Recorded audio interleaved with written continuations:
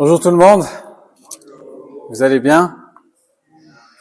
C'est un plaisir d'être là aujourd'hui et de vous voir et puis de pouvoir apporter ce que le Seigneur a mis sur mon cœur.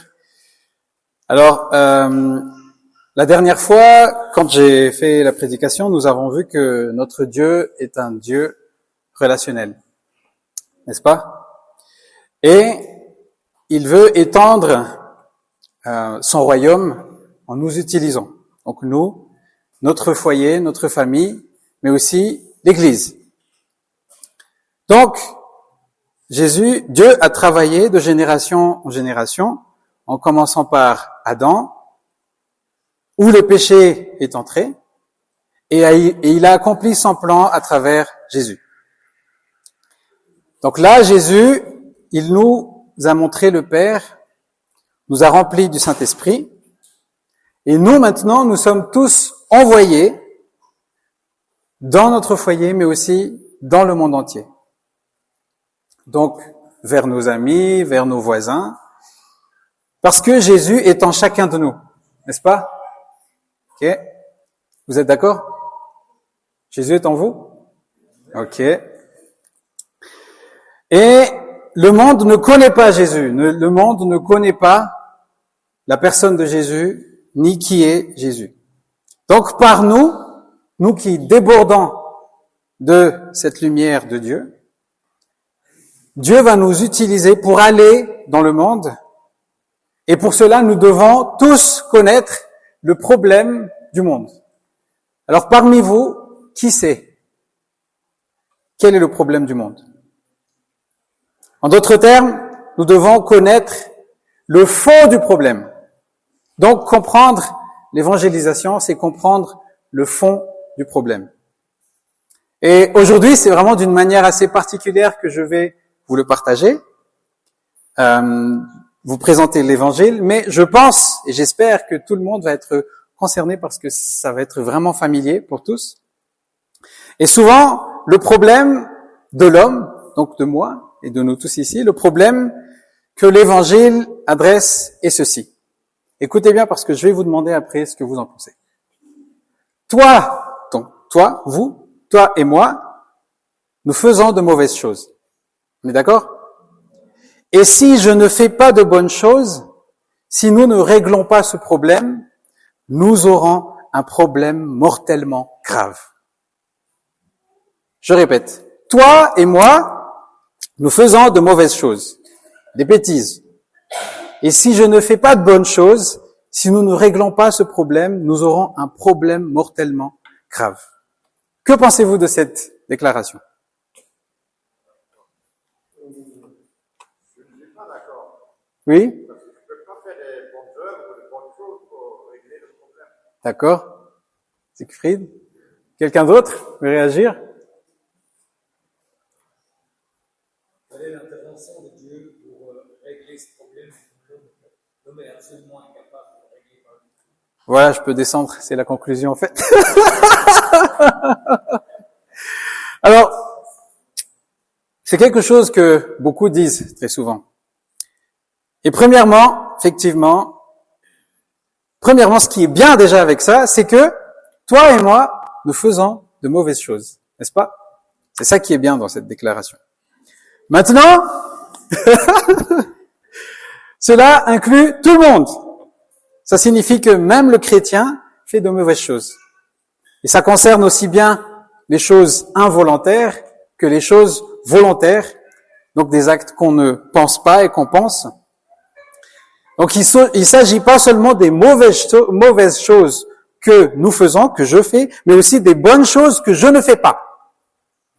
Et cette déclaration nomme un problème qu'on appelle le péché.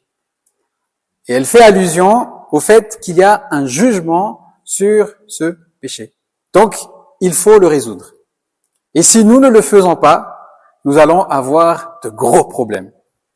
Donc, tout ça, finalement, est positif dans cette déclaration, mais une grande partie de cette déclaration suppose que l'individu, donc moi-même ou vous, est le problème.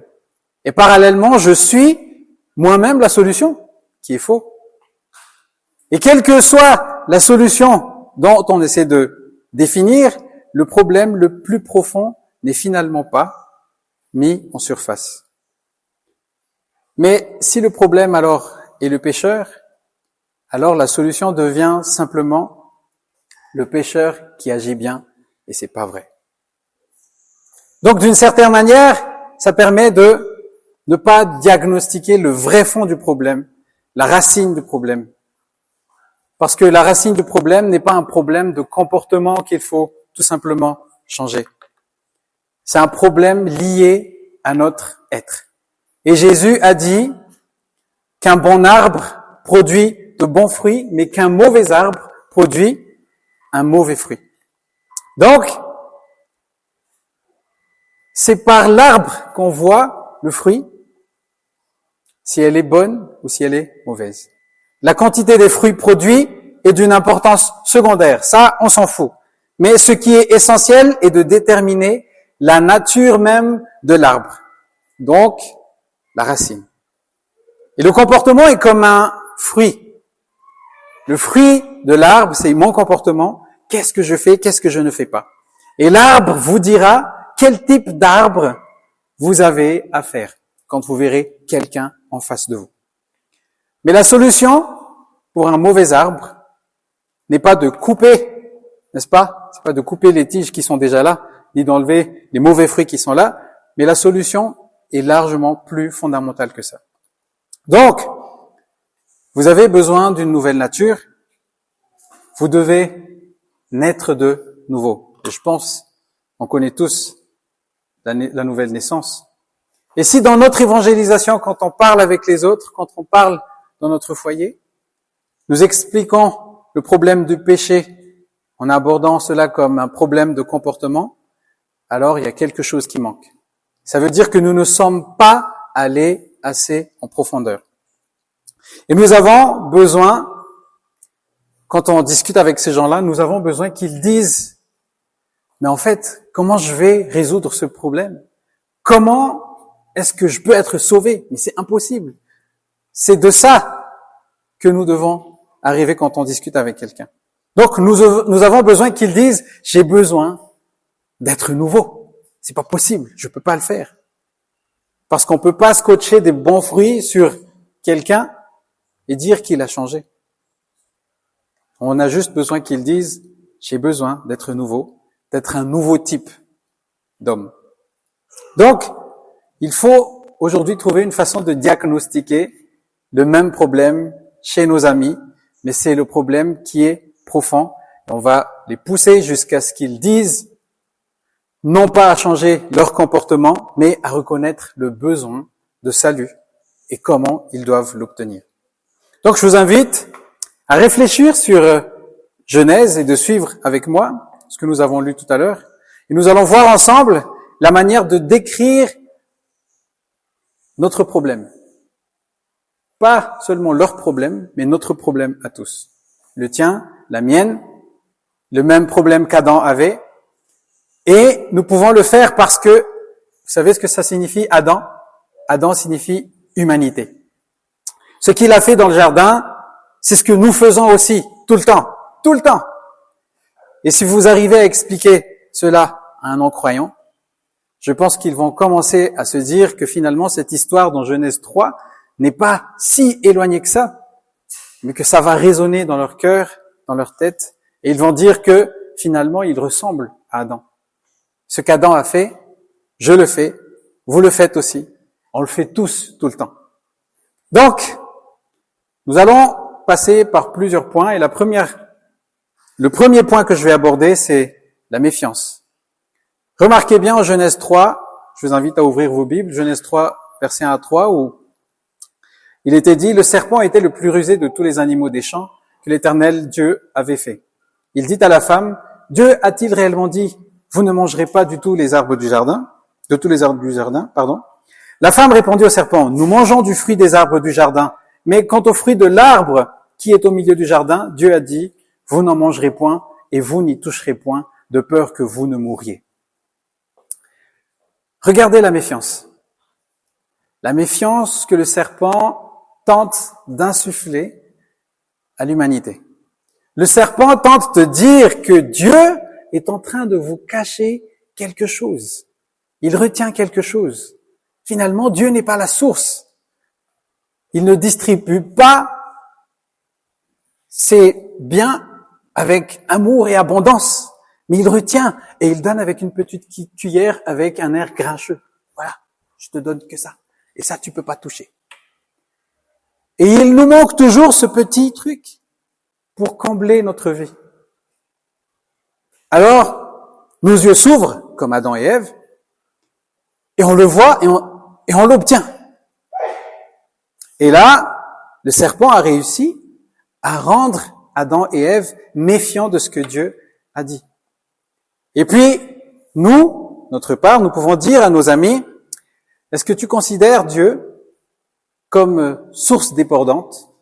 Déjà, s'ils pensent que Dieu existe, parce qu'il y a des athées, beaucoup d'athées maintenant, est-ce que tu penses que Dieu est la source, ou est-ce qu'il est juste là à donner des bénédictions avec une petite cuillère? Est-ce que c'est le genre de Dieu qui est dans notre tête et dans notre cœur aujourd'hui? Est-ce que tu vois un Dieu méfiant qui veut pas tout te donner? Et bien sûr, nos amis vont dire oui, bien sûr, parce que tes amis se posent sûrement aussi beaucoup de questions comme ça. Pourquoi? Parce qu'il y avait l'arbre de la connaissance, et sûrement ils vont se dire après cette histoire, ils vont dire mais en fait, pourquoi il y avait cet arbre dans le jardin déjà? Qui ne s'est pas encore posé cette question? Pourquoi Dieu il a mis cet arbre-là? Pourquoi? Il n'aurait pas dû le mettre là, comme ça Adam et Ève ne seraient jamais tombés. Pourquoi Dieu l'a mis là? Et c'est exactement le genre de réaction qu'on peut avoir après une chute. On se méfie. On se méfie de qui est vraiment Dieu. Et cette méfiance nous amène au deuxième point, qui est l'égoïsme. Verset 6. La femme vit que l'arbre était bon à manger et agréable à la vue, et qu'il était précieux pour ouvrir l'intelligence. Elle prit de son fruit et en mangea, et elle en donna aussi à son mari qui était auprès d'elle, et il en mangea. Waouh! En d'autres termes, elle disait, chérie, on peut pas faire confiance à ce gars-là. Alors je dois égoïstement prendre pour moi ce dont j'ai besoin.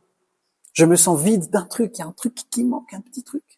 Et le truc qui manque, c'est la parole du serpent qui est entrée pour me tremper, et j'ai accepté cette parole pour me remplir, plutôt que de recevoir la source de la vie. Et vous pouvez en parler à vos amis comme ça, à propos de l'égoïsme, vous allez dire, quand vous parlez de ça, vous parlez de vous-même d'abord. Parce que quand on évangélise quelqu'un, on parle de nous, on est en même temps dans le même problème qu'eux. Donc, on confesse d'abord notre égoïsme, et après tu pourras demander à ton ami, est-ce que tu te reconnais dans cette histoire, dans cette description d'Adam et Ève ou pas? Peut-être que finalement nous avons un lien de parenté, et ils sont pas si loin que ça. Peut-être que nous faisons partie de la famille d'Adam, finalement, qui souffre du même problème que nous aujourd'hui, où on se méfie de ce Dieu. On a cette méfiance qui nous sort ce problème d'égoïsme. Et après, troisième point, ça devient de l'esclavage.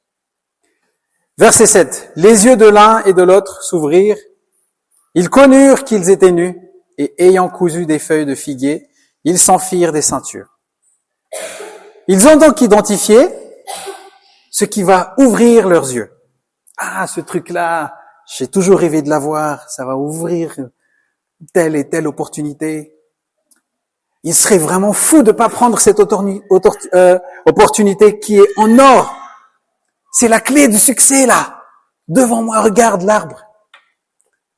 C'est la belle vie qui nous attend derrière ça. Ce que nous avons toujours attendu, ce que nous avons toujours cherché, derrière cet arbre, derrière ce fruit. Nous avons cherché éperdument. Ils prennent donc le fruit défendu, tac, dans leurs mains. Et après avoir goûté, ils se rendent compte à quel point il est vide. Vide, complètement. Ils le prennent dans leurs mains, mangent, et ils se rendent compte que c'est vide. Et qu'est-ce qu'on fait généralement lorsqu'on est accroché à quelque chose? qui finalement ne nous satisfait pas du tout. Ne vous jetez pas sur la chose suivante, disons, si c'était pas ça, c'est peut-être ça. Et encore sur la suivante. Et encore sur la suivante. On va toujours trouver quelque chose pour s'accrocher et pour se dire, ah, c'est ça qui va changer ma vie. Cette chose qui pourra peut-être combler.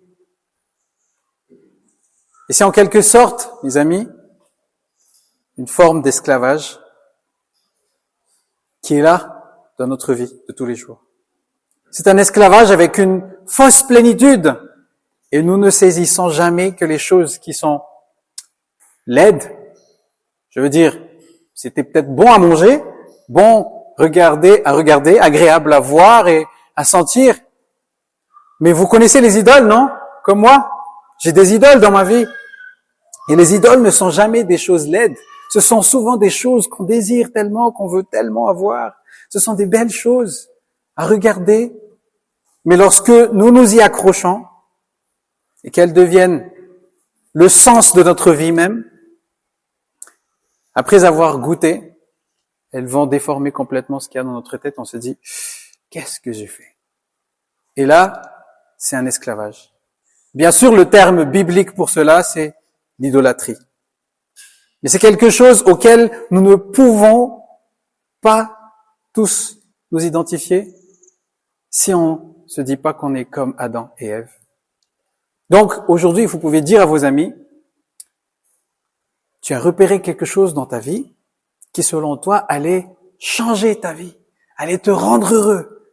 L'opportunité que tu as ratée pendant toutes ces années. Mais finalement, quand tu l'as eu, c'était pas ça.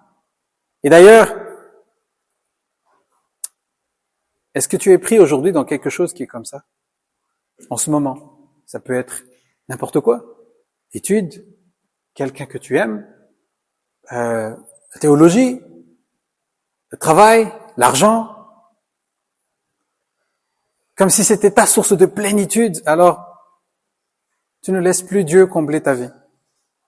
Et toute ta vie va tourner autour de cette vision-là. Et même cette chose, cette vision, ne donne pas la vie. Mais c'est de l'esclavage. Donc la méfiance mène à l'égoïsme mène à l'esclavage, qui mène au quatrième point, l'auto-justification. Remarquez comment ils ont montré qu'ils étaient faits, comment ils ont fait les couvertures pour eux avec des feuilles de figuier. Versets 8 à 13. Alors, ils entendirent la voix de l'Éternel Dieu qui parcourait le jardin vers le soir, et l'homme et sa femme se cachèrent loin de la face de l'Éternel Dieu, au milieu des arbres du jardin. Mais l'Éternel Dieu appela l'homme et lui dit, « Où es-tu » Il répondit, « J'ai entendu ta voix dans le jardin, et j'ai eu peur parce que je suis nu, et je me suis caché. » Et l'Éternel Dieu dit, « Qui t'a appris que tu es nu? Est-ce que tu as mangé de l'arbre dont je t'avais défendu de manger ?» L'homme répondit, « La femme que tu as mise auprès de moi m'a donné de l'arbre, et j'en ai mangé. » Et l'Éternel Dieu dit à la femme, « Pourquoi as-tu fait cela ?» La femme répondit, « Le serpent m'a séduite, et j'en ai mangé. » Waouh! Quelle auto-justification personnelle, mes amis. Et nous essayons de nous sentir mieux dans notre peau en soulignant le mal vers les autres.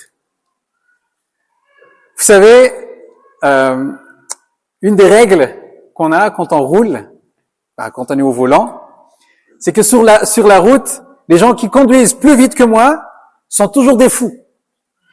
Et les gens qui conduisent moins vite que moi sont toujours des idiots. N'est-ce pas? Mais des fois, c'est moi l'idiot et c'est moi le fou. Même moi, je conduis, même si je conduis correctement, j'essaie de me justifier constamment, en fait. Et on est tous pareils. Et vous aussi, je suis sûr que vous vous justifiez quelque part. Rien qu'hier, avec ma femme, j'étais sur le scooter et j'ai dit, c'est lui qui a roulé trop vite. Elle me dit, mais non, pas du tout. Et probablement, lorsque vous essayez de convaincre votre ami qu'il a péché, il va dire quelque chose qui va encore le justifier. Et là, vous pouvez dire, tu vois, comme Adam. N'est-ce pas? Donc la méfiance mène à l'égoïsme, à l'esclavage, l'autojustification. 4e point, aux erreurs ou bêtises. 4e ou 5e? 5, excusez-moi. Il est étonnant de montrer Genèse 3 à des personnes qui ne connaissent pas du tout cette histoire parce que elles ne verront qu'une chose.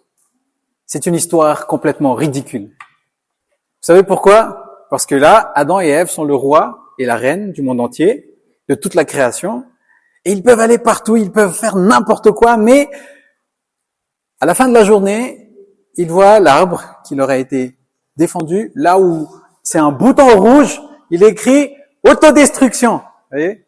Le bouton rouge autodestruction, et à la fin de la journée, il se dit, là, le bouton rouge, hey, autodestruction. C'est ridicule comme histoire. C'est clairement une histoire inventée, quoi. En plus, voilà. En plus, ils ont été prévenus. C'est ridicule. Et la façon dont l'histoire est racontée, on a presque l'impression qu'avant la fin de la journée, ils touchent le fond et font l'erreur. Mais vraiment, nous tous, on se dit, mais pourquoi ils ont fait ça? Pourquoi? Bourde de toutes les bourdes. Et vous vous dites, c'est ridicule, mais c'est tellement facile à comprendre finalement, parce qu'on fait tous pareil. Je pourrais même dire qu'on aurait peut-être pu faire pire. Mais là, on peut se comprendre. On sait qu'on est pareil qu'eux. Du coup, on a un lien avec Adam et Ève. Eux, ils ont saboté leur réussite. Et je ne sais pas, pour vous, qui a saboté votre vie mieux que vous-même? Qui a saboté mon propre bonheur mieux que moi-même? Et je suis très doué pour me saboter moi-même. Et si vous vous approchez trop de moi, je vais vous saboter aussi. Donc, je vais saboter votre bonheur si vous restez à côté de moi tout le temps. Je suis ce genre de gâchis. C'est ce qu'on est tous. Alors peut-être nous sommes liés à Adam et Ève parce que eux, ils ont gâché notre bonheur et nous, on gâche nous-mêmes notre bonheur. Donc la méfiance mène à l'égoïsme mène à l'esclavage mène à l'autojustification, l'autojustification mène aux bêtises, puis tout ça nous mène à la séparation. L'humanité est chassée d'Éden, et c'est là que l'humanité prend son envol, à 18 ans. Et aujourd'hui, il nous semble tellement naturel d'avoir l'impression d'être séparé de Dieu. Je sais pas, quand vous priez, ça passe tout le temps ou il y a des moments où vous dites c'est resté sur le plafond, je sais pas pourquoi. En fait, c'est exactement ça la séparation que nous avons eue avec Dieu. Nous sommes séparés. Est-ce que ça vous concerne aujourd'hui ou est-ce que toutes vos prières ça passe? Et votre ami non chrétien que vous discutez avec lui, il pourra facilement s'identifier à cela parce que ça nous mène à réfléchir sur la profondeur du problème. La question que j'aimerais vous poser et qu'on posera à cette personne, c'est qu'est-ce qui vous déprime dans la vie? Parce qu'il y a tellement de choses dans ce monde aujourd'hui qui peut nous déprimer, qui sont maudits. Il y a la santé. Qui est resté en bonne santé depuis qu'il est né? Je sais pas. Il y a les relations familiales, la société qui s'effondre, le monde politique qui s'effondre, mais ensuite, mes meilleurs plans que j'ai bien planifiés s'effondrent. Et je blesse des gens autour de moi que je dis que j'aime le plus. Et la Bible a cette vision que ce qui est à l'extérieur est aussi à l'intérieur de moi. Et ça crée un lien entre l'injustice dans le monde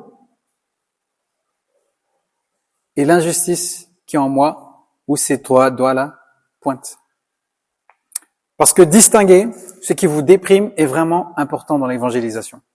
Vous pensez peut-être à l'évangélisation comme quelque chose comme voilà, il faut être dans la team Jesus, tu vois, et avoir l'état positif tout le temps, c'est ça être chrétien, des arcs-en-ciel, des petits shows avec une guitare avec sangle arc-en-ciel à la main et chanter, tout ça, c'est ça être dans un Team Jesus.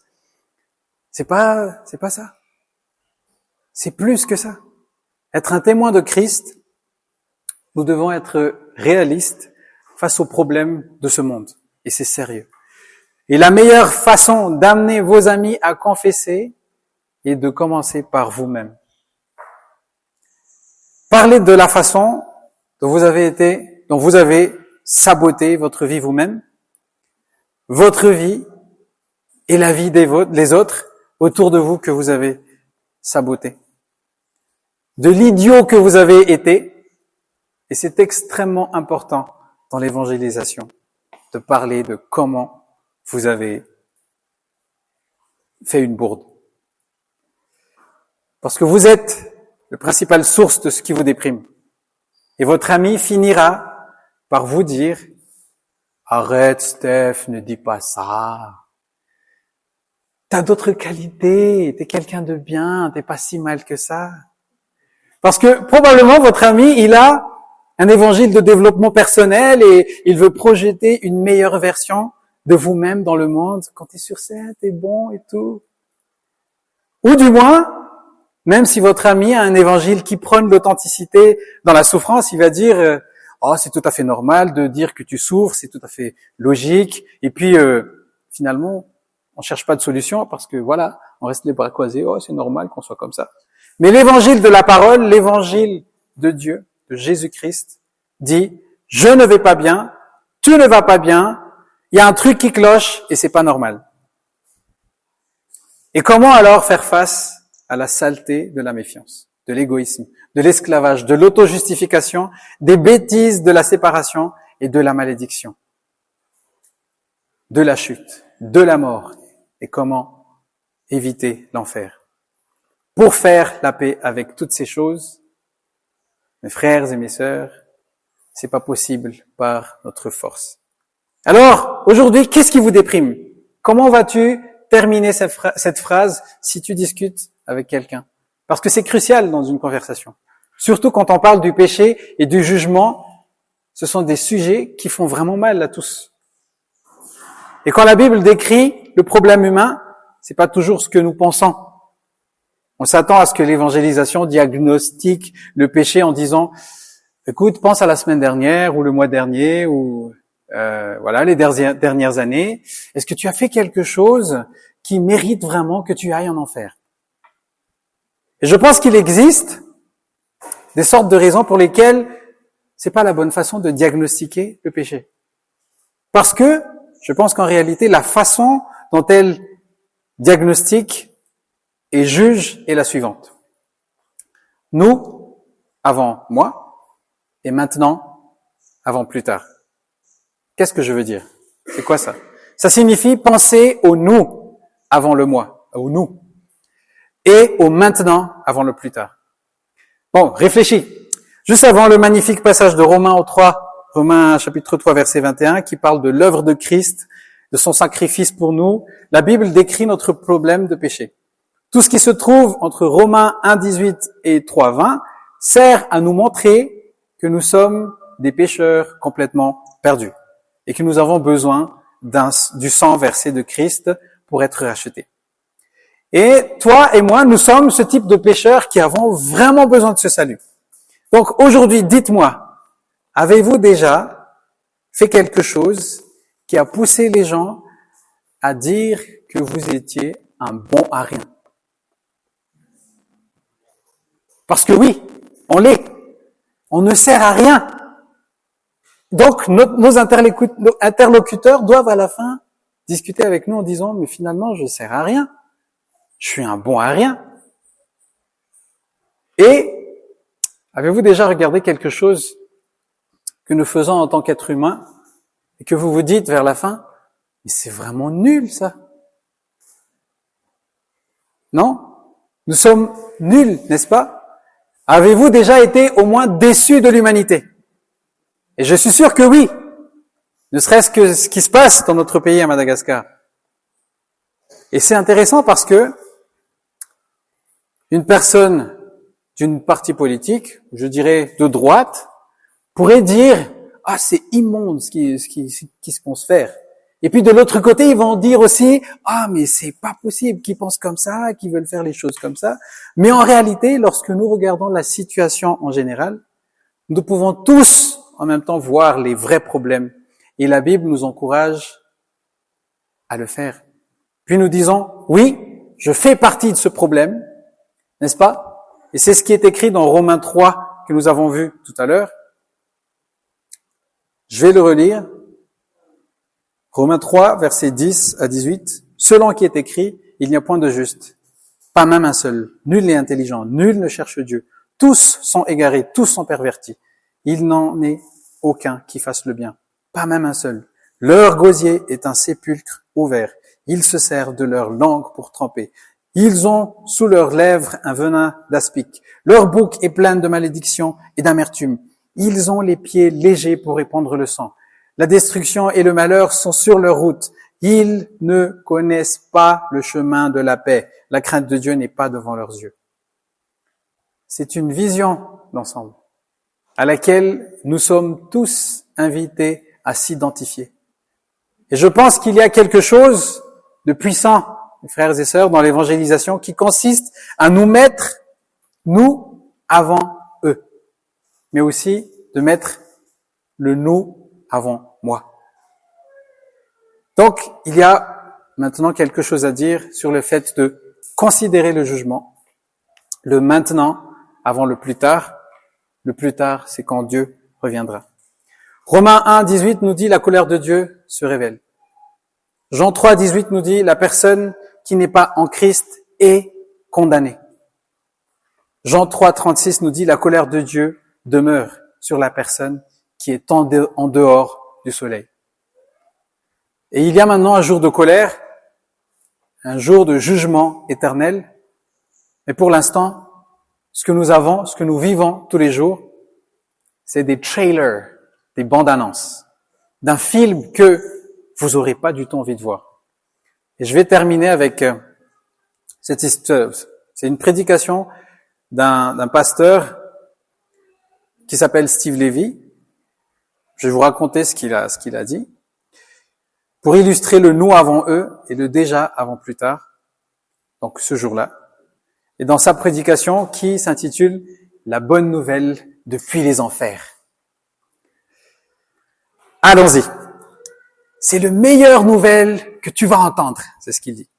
Ceci va te couper le souffle si tu l'écoutes, parce que ça va donner du sens à tout ce qui s'est passé dans ta vie. Toutes les choses dont tu as fait vont prendre sens maintenant. C'est une nouvelle pas assez répandue parce que le diable veut le cacher et il ne veut pas que tu le saches. Donc, là, il explique à des personnes dans l'église, mais il dit qu'il a dit la même chose à des personnes dans une université où tout le monde est très intelligent, et il a dit la même chose à des personnes, des videurs qui se trouvent devant une boîte, mais ils ont dit la même chose. Leur question c'était, mais comment tu sais? Et c'est vrai pour tout type de personnes, qu'ils soient videurs ou qu'ils soient quelqu'un de très intelligent. Les videurs, ils aiment tabasser, ils aiment battre les autres et puis prendre une femme à la fin de la soirée. Et c'est exactement la même chose qui se passe dans la tête et dans le sentiment. Et il dit, quand vous allez dans le cinéma, qui a été déjà dans un cinéma, ou peut-être même à la télé dans les années 90, il y a toujours des bandes annonces, il y a des trailers.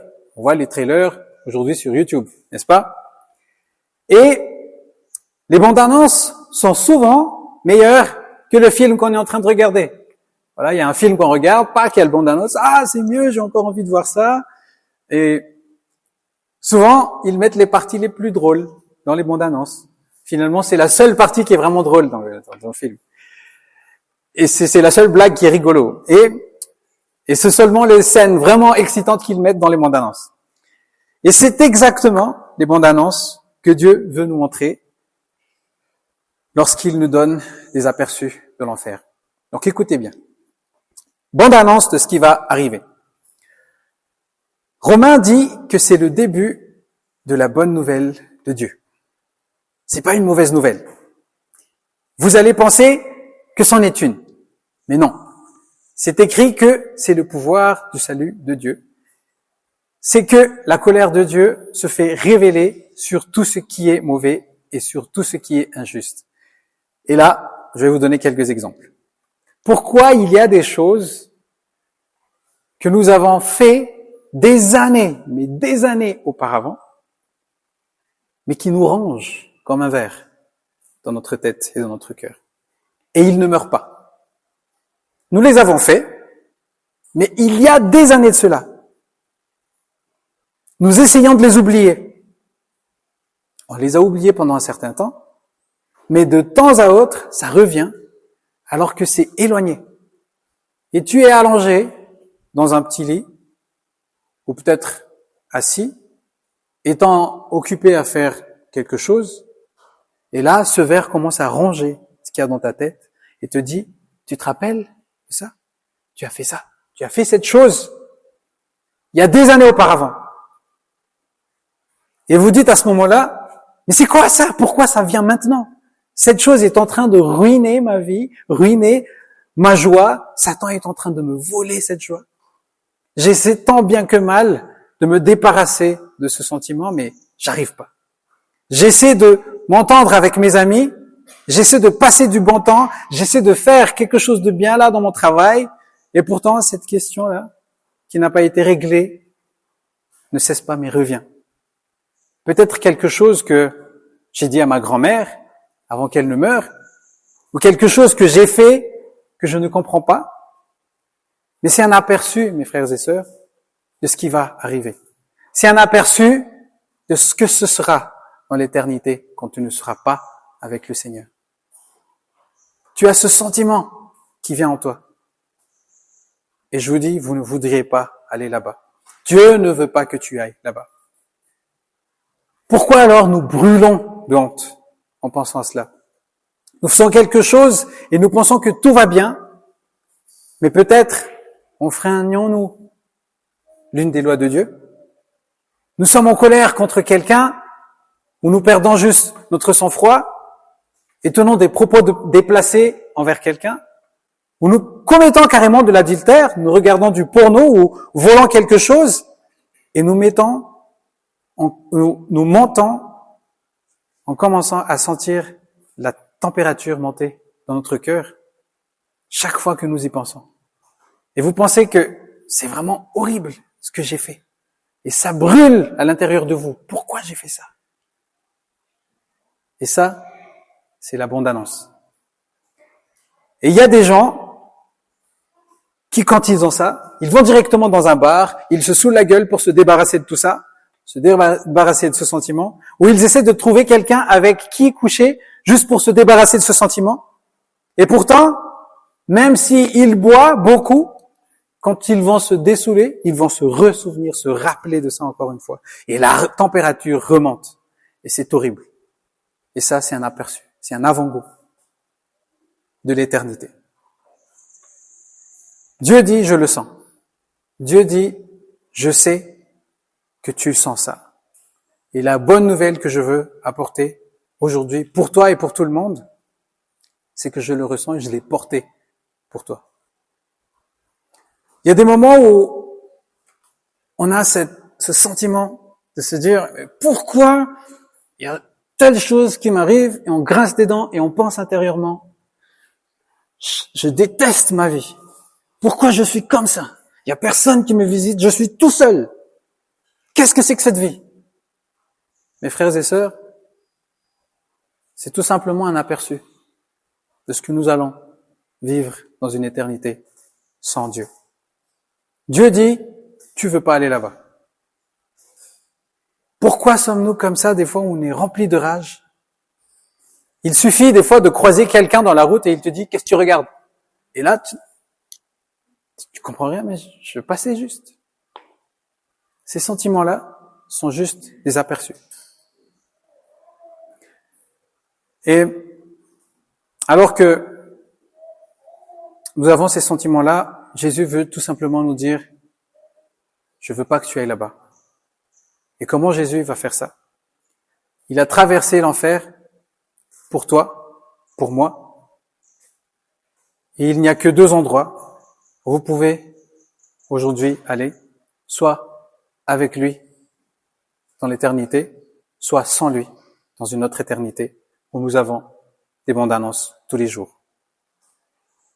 La Bible dit que personne ne pouvait même supporter de regarder Jésus quand il était à la croix.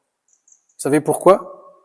Parce qu'à Golgotha, c'est pas un endroit paisible. Il n'y a pas de gazon, il n'y a que des cadavres par terre. La croix qui est là, et ça pue. Pourquoi personne ne pouvait-il regarder Jésus lorsqu'il était sur la croix? Parce que c'est un peu comme regarder un miroir, ou lorsqu'on regarde un miroir, je sais que j'ai fait quelque chose d'horrible, et on n'a même pas envie de se regarder devant le miroir. Et sur la croix, Jésus, il a pris tout. Ne pense pas qu'il a juste pris quelques-uns, il a tout pris. Il a pris toutes les mauvaises actions que nous avons commises. Puis il a pris tout l'enfer que nous méritons. Il était dans les ténèbres quand il était sur la croix. Il était dans le lieu le plus impur. Il a souffert sur la croix. Il a littéralement traversé l'enfer pour chacun de nous. Il a pris le poids qui est sur toi et sur moi, sur la croix. Et ces aperçus-là ont pour but de nous dire de tout simplement courir vers Jésus à chaque fois. Vous ne le trouverez pas dans l'amitié, vous ne le trouverez pas dans une grande carrière, vous ne le trouverez pas dans l'alcool, dans la drogue, dans un film. Vous ne le trouverez absolument nulle part dans le monde. Mais quiconque croit au Fils a la vie éternelle, parce qu'il a pris sur lui la croix, la mort éternelle pour vous et pour moi. Le seul endroit où la colère de Dieu est apaisée, c'est en Jésus. Et c'est la bonne nouvelle de l'enfer. Cela s'est déjà produit pour Jésus lorsqu'il est mort sur la croix. Et nous n'avons plus à endurer cela. Alors nous prions, et vous pouvez prier aussi. Si vous pensez que je viens de comprendre pourquoi je fais tout ça, je pense que c'est vraiment le temps de prier.